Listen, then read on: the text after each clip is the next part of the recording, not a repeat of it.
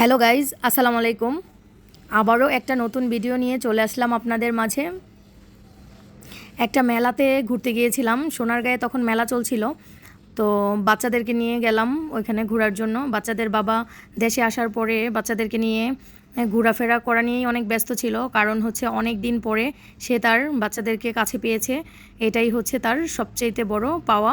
তো বাচ্চারাও অনেক আনন্দ পায় তার বাবার সাথে ঘুরতে, মানে আনন্দ করতে, হাঁটতে, সব কিছুতেই অনেক আনন্দ পায়। ওর বাবার সাথে কোথাও যাওয়ার কথা শুনলেই ওরা অনেক খুশি হয়ে যায়। মানে বাচ্চারা ওর বাবাকে এতটাই পছন্দ করে যে ওর বাবা যেখানে যাবে ওরা ওইটাতেই খুশি।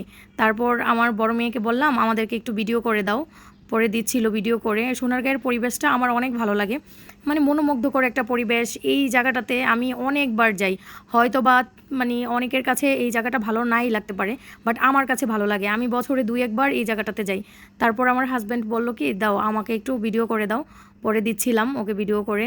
দেখেন কি সুন্দর করে হাঁটছে, কত স্টাইল করছে।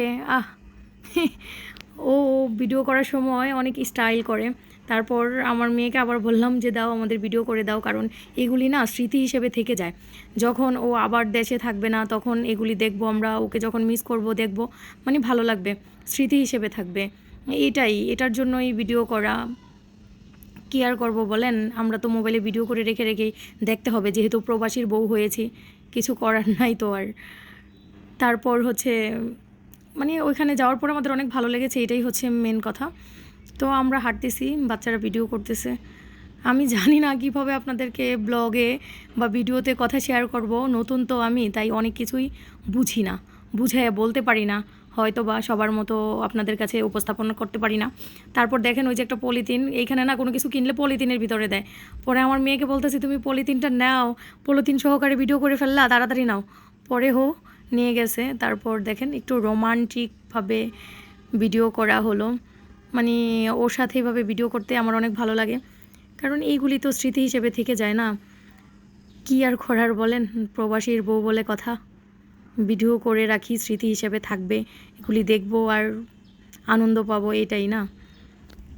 তো সব মিলেয়া মানে আমরা আলহামদুলিল্লাহ ভালোই আছি। সবাই আমাদের জন্য দোয়া করবেন, আমরা যেন এরকমভাবে ঘোরাফেরা করতে পারি, আমরা যেন ভালো থাকি।